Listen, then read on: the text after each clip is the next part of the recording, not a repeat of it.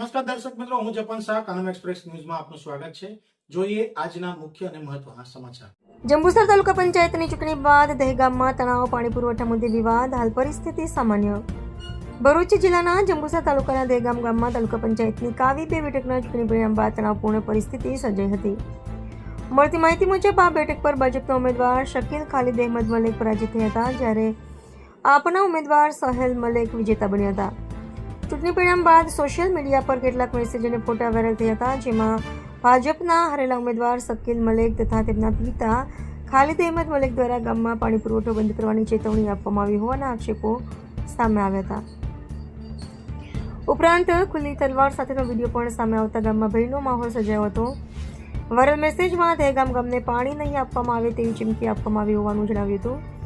આ ઘટનાને કારણે સ્થાનિકોમાં અસુરક્ષાની લાગણી ફેલાઈ હતી। સૂત્રોના જણાવ્યા મુજબ મતગણતરીના દિવસથી જ ગામમાં પાણી પુરવઠો બંધ થવાની ચર્ચાઓ પણ ચાલી રહી હતી, જેના કારણે આ મામલો વધુ ગંભીર બન્યો હતો। આ ઘટનાને લઈને કાનમ એક્સપ્રેસ ન્યૂઝની ટીમ દ્વારા ગ્રાઉન્ડ ઝીરો પર તપાસ કરવામાં આવી હતી, જેમાં હાલ ગામમાં પરિસ્થિતિ સામાન્ય બની ગઈ હોવાનું જાણવા મળ્યું છે। પાણી પુરવઠો ફરી શરૂ કરવામાં આવતા ગ્રામજનોમાં રાહત અને આનંદનો માહોલ જોવા મળી રહ્યો છે। વધુમાં ભાજપના હારેલા ઉમેદવાર શકીલ મલેક અને તેમના પિતા ખાલિદ અહેમદ મલેક દ્વારા સ્પષ્ટતા કરવામાં આવી છે કે વાયરલ થયેલો મેસેજ ખોટા સમય પર કરવામાં આવ્યો હતો। તેમણે જણાવ્યું કે ગ્રામજનો દ્વારા પાણીનો વેરો ન ભરાતા આ પ્રકારની ચીમકી આપવામાં આવી હતી, પરંતુ તેનો કોઈ દુર્ભાવનો આશય ન હતો। હાલમાં ગામમાં શાંતિપૂર્ણ વાતાવરણ છે અને તંત્ર દ્વારા પરિસ્થિતિ પર સતત નજર રાખવામાં આવી રહી છે। જપન શાહ, જંબુસર।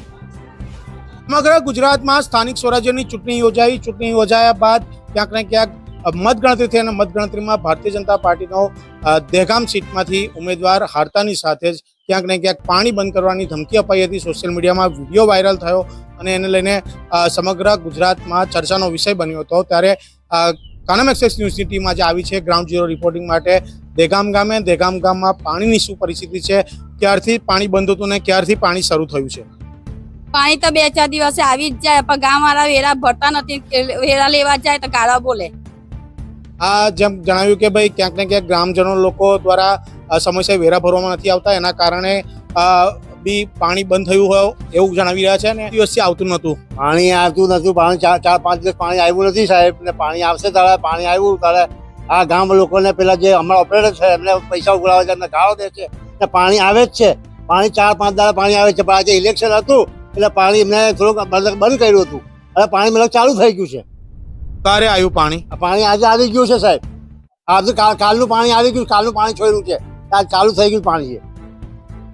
અન્ય એક મહિલા જોડાયા છે, એમને પૂછવાનો પ્રયત્ન કરીશું કે પાણી બાબતે આપનું શું કહેવું છે? પાણી કેટલા દિવસે આવે છે? પાણી તો આવી જ જાય છે, 4 દિવસે પાણી તો આવી જ જાય છે ને પાણીનું કોઈ પ્રોબ્લેમ નથી। પાણી તો સોનાના છોડ જ જાય છે, હવે એનું પછી એનું શું કરવાનું છે? ત્યાં હતા દહેગામ ગામના ગ્રામજનો અને તેઓએ જણાવ્યા અનુસાર કે ક્યાંક ને ક્યાંક પાણી બંધ કરવામાં આવ્યું હતું, પરંતુ ગઈકાલ સાંજનું જ ગામ પંચાયત દ્વારા અને જે કમિટી છે પાણી છોડે છે તેઓ દ્વારા પાણી છોડી દેવામાં આવ્યું છે, એટલે ક્યાંક ને ક્યાંક આ વિવાદનો અંત આવ્યો। સમગ્ર ગુજરાતમાં સ્થાનિક સ્વરાજ્યની ચૂંટણી યોજાઈ અને ચૂંટણી યોજાયા બાદ 28 તારીખે પરિણામ આવ્યું। પરિણામ આવ્યા બાદ ક્યાંક ને ક્યાંક લોકશાહી પર તરાપ મેળવવામાં આવી હોય તેવી ઘટનાઓ 3 જેટલી ગુજરાતમાં બની, જેમાંની આ એક ઘટના એટલે જંબુસર તાલુકાના કાવી પાસે આવેલું દહેગામ ગામ અને દહેગામ ગામમાં ક્યાંક ને ક્યાંક પીવાનું પાણી બંધ કરવાની ચીમકી ઉચ્ચારવામાં આવી હતી ઉમેદવાર દ્વારા। ત્યારે ભારતીય જનતા પાર્ટીના ઉમેદવાર શકીલભાઈ જોડાયા છે। શકીલભાઈ, આપ દ્વારા સોશિયલ મીડિયામાં મેસેજ વાયરલ કરવામાં આવ્યો કે પાણી મત નથી અપાય એટલે પાણી અમે બંધ કરી દઈશું, એ બાબતે આ વાત તદ્દન ખોટી છે।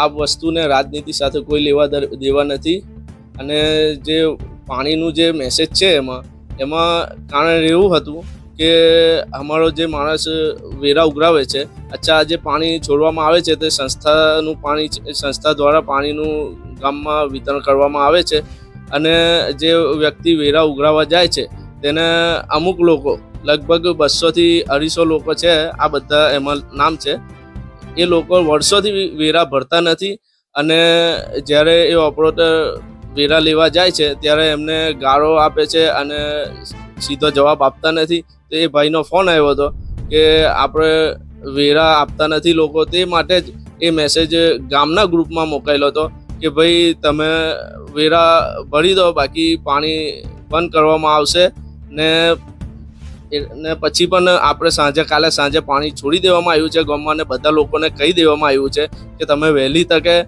વેરા ભરી દો. ત્યાં વાત કરીએ કે વેરા ભરવાની વિષય છે, પરંતુ આ વેરા તો ઘણા સમયથી બાકી હોય, પરંતુ હમણાં જ કેમ આ કરવું પડ્યું? એટલે ક્યાંક ને ક્યાંક હાર પચાવી શક્ય નથી એ વાત શું? આ તમારી વાત સાચી છે. આ સમય ખોટો, આ જે મેસેજ છોડવાનો સમય છે તે ખોટો છે. અમારે એના પહેલ અથવા તો થોડાક સમય પછી અમારે કરવું જોઈતું હતું, પણ અમારાથી આ ખોટા સમયે મેસેજ છોડાઈ ગયું છે. જાહેરમાં ખુલ્લી તલવાર સાથેનો વિડીયો સોશિયલ મીડિયામાં વાયરલ થયો છે, એ બાબતે શું?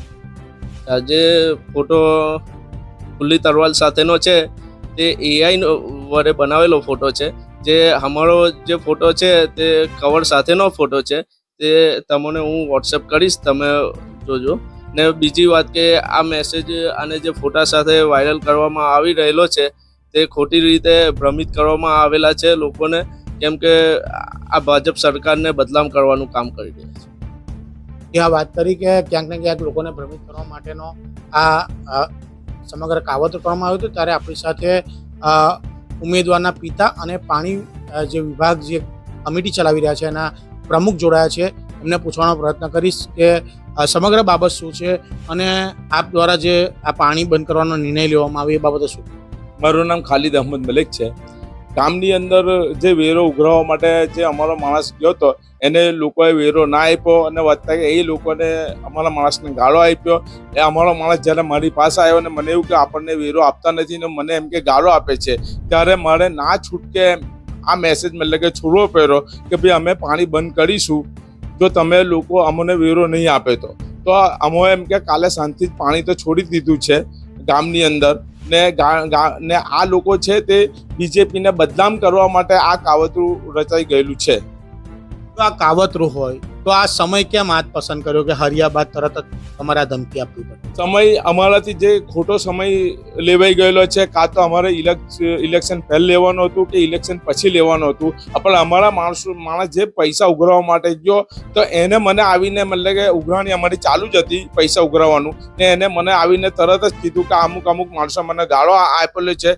તો મારાથી સહન ના થયું ને મારાથી આ મેસેજ મતલબ કે મારે ના છૂટકે છોડવું પડ્યું. તે હતા ખાલિદભાઈ, અને તેઓ દ્વારા સમગ્ર માહિતી વિતરણ કરવામાં આવ્યું અને હાલ પાણી છોડી દેવામાં આવ્યું છે. આ ગામમાં પાણી કઈ સંસ્થા દ્વારા વિતરણ કરવામાં આવે છે અને એનું કેટલા દિવસે પાણી ગામમાં આપવામાં આવે? ગામની અંદર ઇસ્લાહુલ મુસ્લિમ ટ્રસ્ટ છે, એના મારફતે ગામની અંદર પાણી આપવામાં આવે છે. ને ગામની અંદર અમારી 12 લાઈનો છે. 12 લાઈનો એકા દિવસે પતતી નથી, એને ઓછામાં ઓછા 4 દિવસનો સમય લાગે છે. ગામની અંદર આ એક દિવસમાં 3 લાઈનો પતે છે, તો 3 દિવસ પછી મતલબ કે વાળો આવે છે એક લાઈનની અંદર પાણી છોડવાનું. આ હતા ખાલિદભાઈ, અને આ સમગ્ર બાબતને લઈને ક્યાંક ને ક્યાંક જે સોશિયલ મીડિયામાં વિડીયો વાયરલ થયો છે અને ધમકીને લઈને જે મેસેજ ચાલ્યો છે એને લઈને આ છે ખુલાસો. કેમેરામેન શિવપ્રસાદ જાંબુ સાથે જપન શાહ, કાનમેશ્વરેશ ન્યૂઝ, જંબુસર.